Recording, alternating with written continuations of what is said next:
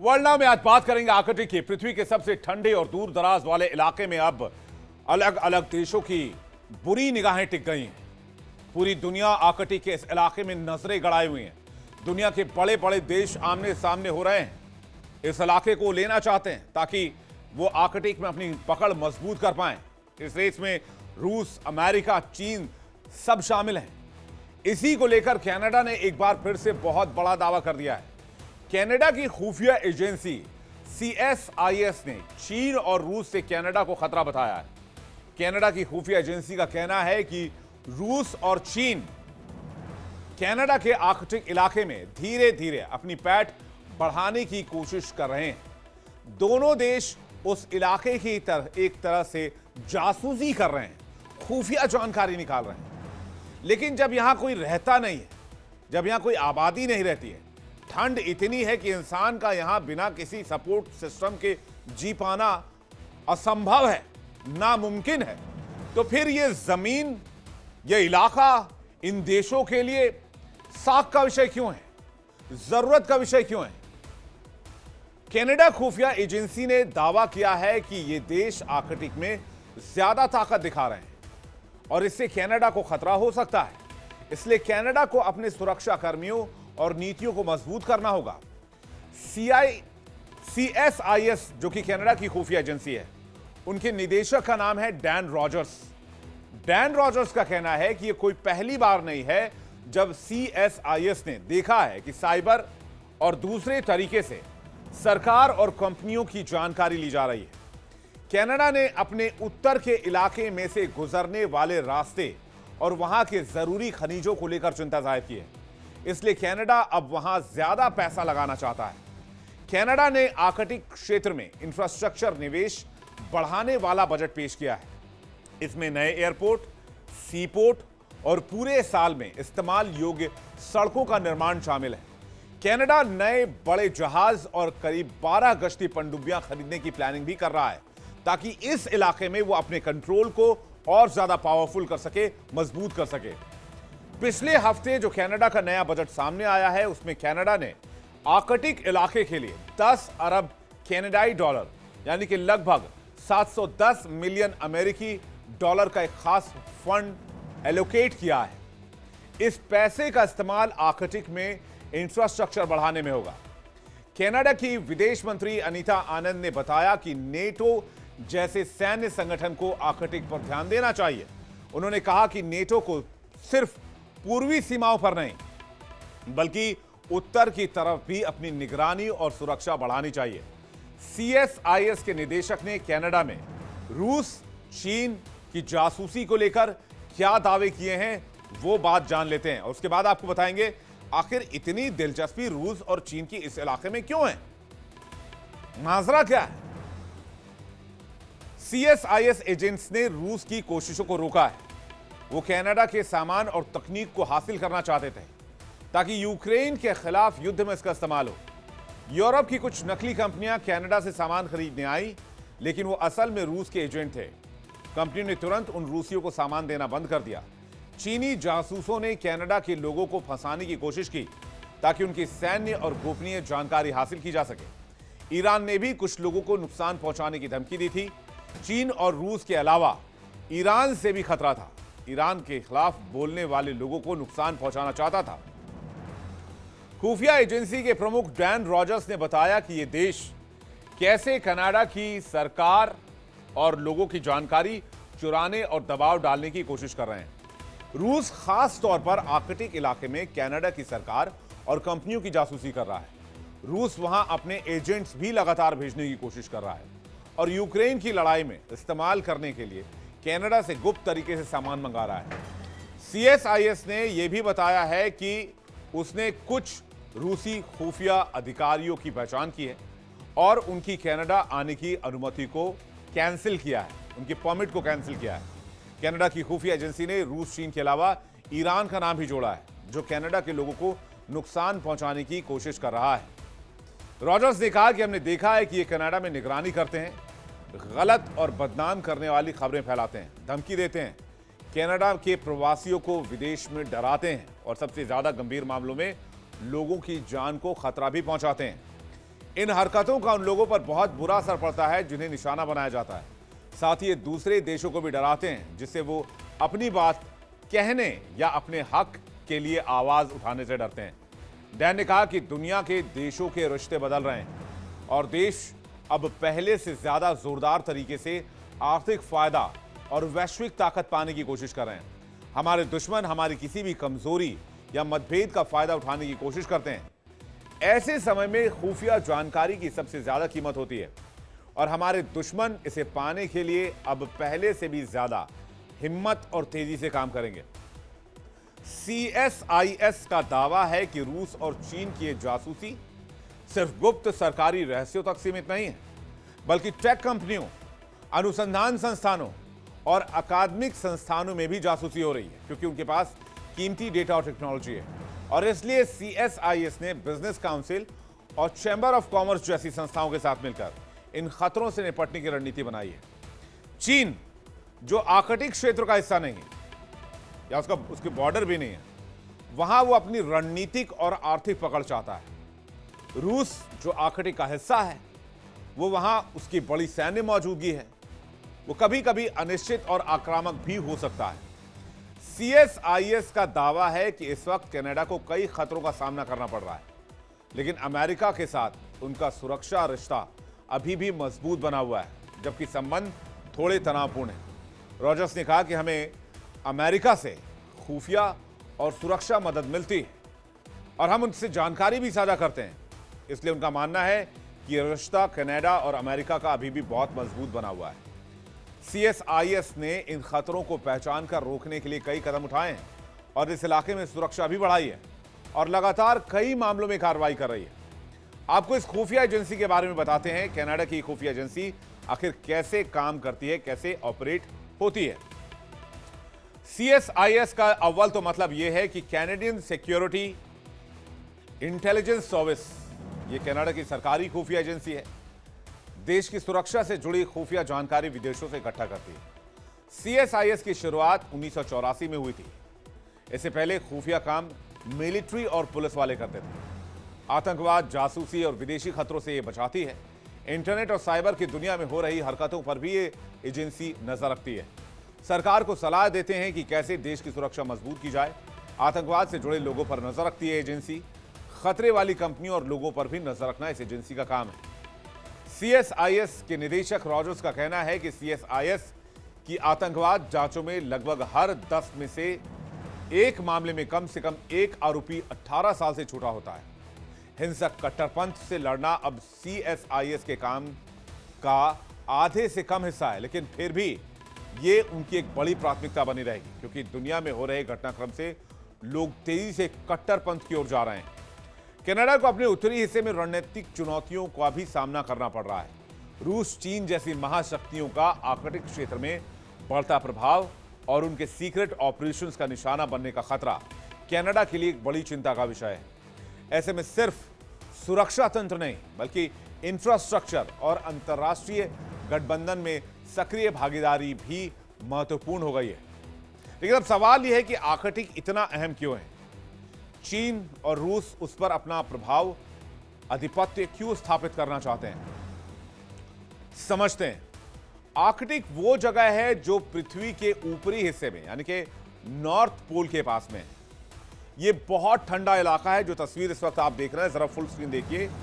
सर्दियों में यहां का तापमान -40 से -50 डिग्री तक चला जाता है। ज्यादातर साल इन इलाकों में बर्फ जमी रहती है, लेकिन ग्लोबल वार्मिंग की वजह से यहां पर तेजी से बर्फ पिघल रही है। इससे नए रास्ते और जमीन खुल रहे हैं, जिससे कई देशों की इस इलाके में दिलचस्पी बढ़ी है।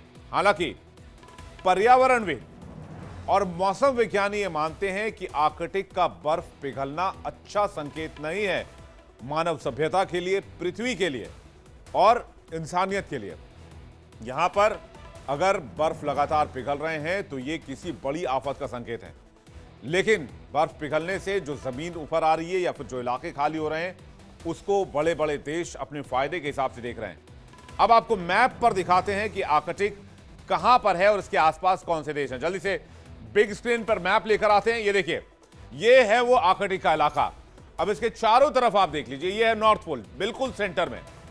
नॉर्थ पोल के ठीक बगल में है कनाडा, उसके ऊपर है डेनमार्क, ग्रीनलैंड, उसके ऊपर है आइलैंड, फिर नॉर्वे, फिर आपका स्वीडन, फिर आपका फिनलैंड, और फिर है इधर रूस जिसकी सीमा लगती है, और फिर अमेरिका अलास्का के जरिए वहां तक नॉर्थ पोल तक पहुंचने की कोशिश करता है। लेकिन ये जो पूरा इलाका है वो कनाडा के एक बड़े हिस्से के तौर पर यहां देखा जाता है। अब इस इलाके में आने के लिए या तो कनाडा या फिर बाकी यूरोपीय कंट्रीज से होकर आना पड़ेगा, या फिर अलास्का की तरफ से। लेकिन कनाडा एक इजी रास्ता है, इसलिए कनाडा से जो जासूसी है वो इस वक्त जारी है, और बड़े बड़े देश कनाडा से इंफॉर्मेशन निकालना चाहते हैं। अब जरा फुल स्क्रीन तस्वीर आपको दिखाते हैं और इसको समझिए कि आर्कटिक कहां है। मैप जरा फुल स्क्रीन लेकर आइए। PCR thank you. आर्कटिक पृथ्वी के सेंटर में, जहां पर आर्कटिक हमने लिखा हुआ है। अब आप समझिए कि ये इन देशों के लिए कितना अहम है। आर्कटिक तट पर कुल 8 देश हैं। 8 के नाम हमने स्क्रीन पर लिख दिए हैं। आर्कटिक तट का आधे से ज्यादा हिस्सा रूस के पास है, और यहां 20 लाख लोग रहते हैं। यानी पूरे आर्कटिक की करीब आधी आबादी सिर्फ और सिर्फ रूस में रहती है। जल्दी से डिटेल्स लेकर आइए। ये देखिए, आर्कटिक तट पर कितने देश हैं? 8 देश हैं, जिसके नाम अभी हमने आपको दिखाए। और रूस में का जो आधे से ज्यादा हिस्सा जो आर्कटिक तट का है वो रूस का है, और यहां 20 लाख लोग रहते हैं। यानी पूरे आर्कटिक की करीब आधी आबादी बाकी देश आर्कटिक महासागर के चारों तरफ मौजूद है। ये देश अपने 200 नॉटिकल माइल तक की सीमा को एक्सक्लूसिव इकोनॉमिक जोन मानते हैं, EEZ मानते हैं। यानी वो इस इलाके तक प्राकृतिक संसाधनों पर नियंत्रण कर सकते हैं। लेकिन देश और इकोनॉमिक जोन के लिए आवेदन कर सकते हैं। उन्हें साबित करना होगा कि उनकी तटरेखा के पास लैंड मासेस 200 किलोमीटर से आगे तक है। नॉर्वे, रूस, कनाडा, डेनमार्क पहले ये कर चुके हैं।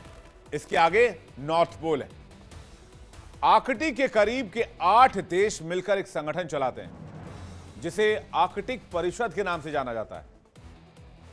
यह परिषद आर्कटिक के पर्यावरण, विकास और सुरक्षा को लेकर काम करती है। पिघलती बर्फ से खुलने वाले आर्थिक अवसरों को देखते हुए आर्कटिक में कई देशों की उपस्थिति और भी अहम हो रही है। ठंडा इलाका और दूर तक फैली बर्फ के बावजूद यहां कई देशों ने रिसर्च सेंटर बना रखे हैं। आखिर दुनिया के देशों के लिए आर्कटिक इतना अहम क्यों होता जा रहा है, इसे समझना होगा। कहते हैं कि बर्फ के नीचे कई ऐसी चीजें यहां अभी भी दबी हुई हैं जिसे हम इंसान अभी तक नहीं जानते हैं। और इसे समझने के लिए, और स्पेशली वहां जो रिसोर्स मौजूद हैं, उस पर पूरी दुनिया की नजर है। आर्कटिक इलाके में बहुत सारे प्राकृतिक संसाधन हैं। कहते हैं यहां तेल, गैस, खनिज जैसे बहुत सारे कीमती संसाधन हैं। पेट्रोलियम और प्राकृतिक गैस के बड़े रिजर्व यहां मौजूद हैं। संसाधन बढ़ती ऊर्जा और औद्योगिक जरूरतों को पूरा करने में मदद कर सकते हैं। कई देश इस इलाके में इन संसाधनों को कंट्रोल करना चाहते हैं, हासिल करना चाहते हैं। तेल गैस कंपनियां इन संसाधनों की खोज में लगी हुई हैं, जिनके रिसर्च सेंटर यहां पर पहले ही मौजूद हैं। कई देश यहां अपनी सुरक्षा और ताकत बढ़ाना चाहते हैं। आर्कटिक पर नियंत्रण रखने से आर्थिक और रणनीतिक ताकत मिल सकती है। यह इलाका वैश्विक व्यापार, ऊर्जा सुरक्षा और अंतर्राष्ट्रीय संबंधों के लिए इंपॉर्टेंट बनता जा रहा है, खासकर एनर्जी सेक्टर के लिए। और जिसके पास एनर्जी, उसके पास दुनिया का कंट्रोल। बर्फ पिघलने के साथ दुनिया के सामने कई रिसोर्सेज सामने आए। नेचुरल ऑयल, गैस यहां सबसे ज्यादा है, जिसके लिए हर कोई इस इलाके को अपना ठिकाना बनाना चाहता है, क्योंकि एनर्जी सबको चाहिए, ऑयल सबको चाहिए, गैस सबको चाहिए। और रूस तो आर्कटिक इलाके का एक बहुत अहम खिलाड़ी है। रूस का 5वां हिस्सा आर्कटिक का इलाका है। आर्कटिक महासागर के किनारे सबसे लंबी सीमा रूस की है। इसी वजह से रूस का दावा और इस दखल इस क्षेत्र में सबसे ज्यादा है। रूस ने तो आर्कटिक में कई सैन्य बेसेस बनाए हैं। वहां उसने हवाई अड्डे, पोत के लिए बंदरगाह और मिसाइल सिस्टम स्थापित किए हैं। इसका मकसद आर्कटिक की सुरक्षा करना और अपनी ताकत को दिखाना है। आर्कटिक में रूस का दबदबा कैसे क्रिएट होता है यह भी जान लीजिए। वैसे तो हमने आपको बताया कि रूस की सबसे बड़ी आबादी आर्कटिक में रूस की बड़ी आबादी रहती है। रूस के पास आर्कटिक का 53% से ज्यादा हिस्सा है। यह क्षेत्र रूसी अर्थव्यवस्था के लिए भी काफी इंपॉर्टेंट है। इकोनॉमी का 10% हिस्सा आर्कटिक के नेचुरल रिसोर्सेज से आता है। रूस की 80% गैस आर्कटिक क्षेत्रों से आती है। बड़ी रूसी कंपनियां आर्कटिक में अभी भी रिसर्च में काम कर रही हैं। रूस ने खास आर्कटिक सैनिक तैयार किए हैं जो -50 डिग्री सेल्सियस में भी ऑपरेशन चला सकते हैं। बर्फ पर उतरने वाले हेलीकॉप्टर इस्तेमाल करते हैं। बर्फीली जमीन पर टैंकों को भी ऑपरेट करते हैं। यहां न्यूक्लियर पनडुब्बियों का भी सबसे बड़ा बेड़ा रूस ने तैनात कर रखा है और ये पनडुब्बियां महीनों तक पानी के अंदर रह सकती हैं। लेकिन अब इस गेम में एक और प्लेयर की एंट्री हो रही है। उस प्लेयर का नाम है ड्रैगन, यानी कि चीन। चीन खुद को नियर आर्कटिक स्टेट कहता है, जबकि चीन ना तो आर्कटिक रीजन के पास है और ना ही आर्कटिक तट में इसका कोई हिस्सा है। वो अब इस इलाके में पहले से ज्यादा सक्रिय होता नजर आ रहा है और यह सक्रियता बर्फ पिघलने से बढ़ी है। जहां उत्तरी समुद्री रास्ते खुल रहे हैं, स्वेज नहर के मुकाबले ज्यादा व्यापार के लिए नया, तेज और सुरक्षित रास्ता यह हो सकता है। चीन के लिए यह रास्ता पोलर सिल्क रोड है। इसके जरिए न सिर्फ चीन अपना व्यापार बढ़ा सकता है, बल्कि समुद्री दुनिया में अपने दबदबे को, अपनी ताकत को और मजबूत कर सकता है। चीन के बर्फ तोड़ने वाले जहाज आर्कटिक में नए समुद्री रास्ते खोल रहे हैं। चीन चाहता है कि वो इन रास्तों का इस्तेमाल करके यूरोप तक कम दूरी और कम खर्च में अपने बनाए गए सामान को भेज सके और बेच सके। चीन यूरोप तक छोटा और सस्ता ट्रेड रूट चाहता है, इसलिए चीन की जो दिलचस्पी है वो इस इलाके में बढ़ती जा रही है। अभी यूरोप जाने वाले जहाजों को अफ्रीका से घूमकर जाना पड़ता है और आर्कटिक वाला जो रास्ता है वो 40% कम है, छोटा कर देता उसे। इससे फायदा क्या होगा? इससे चीन का समय बचेगा, पैसा बचेगा, ईंधन बचेगा। तो इससे किसी भी प्रोडक्ट का कॉस्ट भी कम हो जाएगा और मुनाफा ज्यादा होगा, चीन को फायदा ज्यादा होगा। इसलिए चीन इसे पोलर सिल्क रोड कहता है। चीन दुनिया का सबसे बड़ा एनर्जी इंपोर्टर है। चीन आर्कटिक के तेल और गैस में हिस्सेदारी लेना चाहता है। आर्कटिक में रेयर अर्थ एलिमेंट्स भी हैं। ये metals electric, car, mobile, battery में काम आते हैं। चीन इस क्षेत्र में खनन प्रोजेक्ट्स में निवेश करना चाहता है। चीन और रूस मिलकर आर्कटिक में बड़े प्रोजेक्ट पर काम कर रहे हैं। चीन आर्कटिक में रिसर्च सेंटर, वैज्ञानिक स्टेशन और आइस ब्रेकर शिप भी भेज रहा है।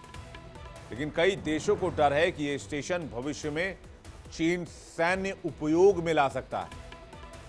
लेकिन रूस के लिए चीन की आर्कटिक में बढ़ती मौजूदगी चिंता का सबब बन रही है, क्योंकि रूस इस इलाके पर अपना ज्यादा अधिकार मानता है, ज्यादा अधिकार जताता है।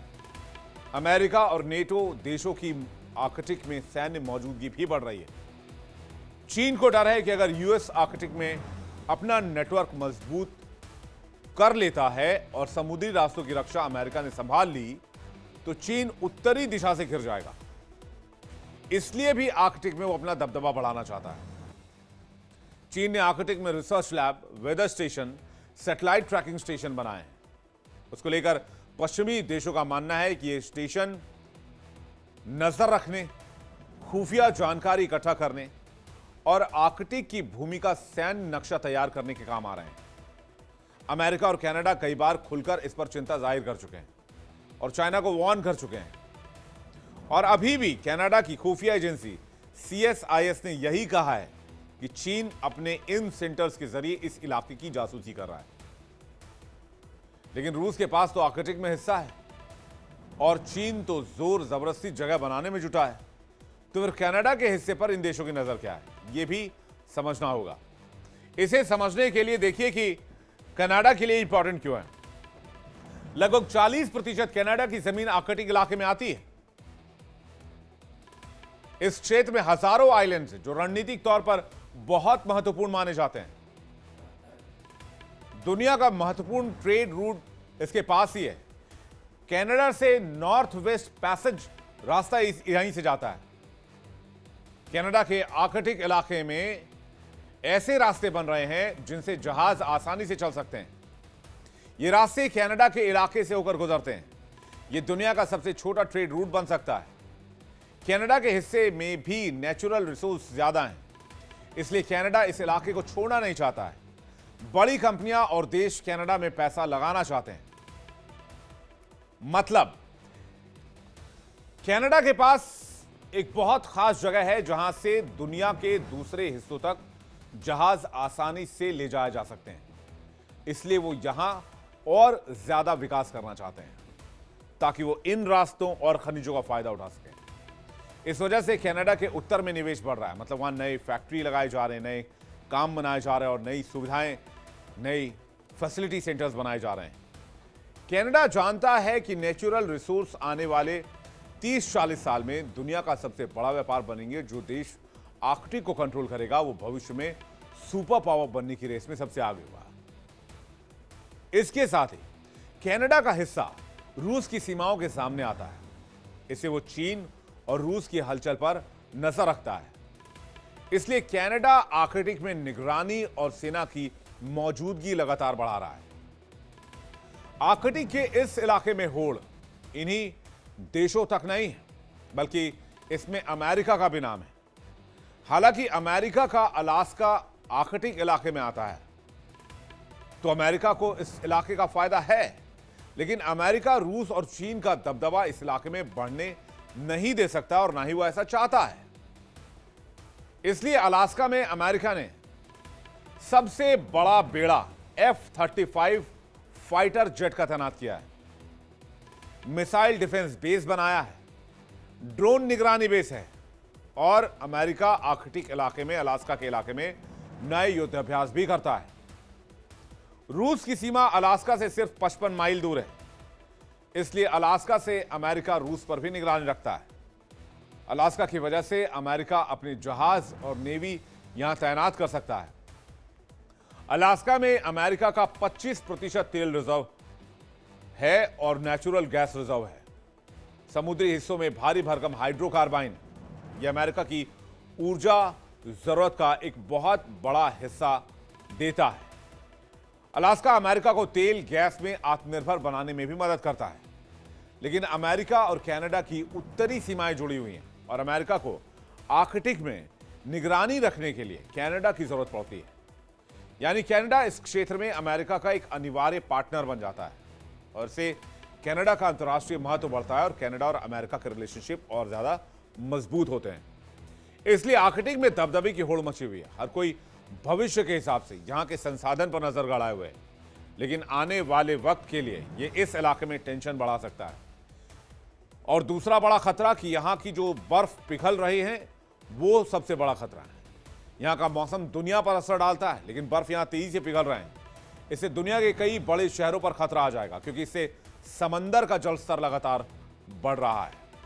हालांकि इसकी चिंता किसी को नहीं है। सबको इस बात की चिंता है कि कैसे इस इलाके को ऑपरेट किया जाए, कंट्रोल किया जाए और अपने हिसाब से इसका दोहन किया जाए।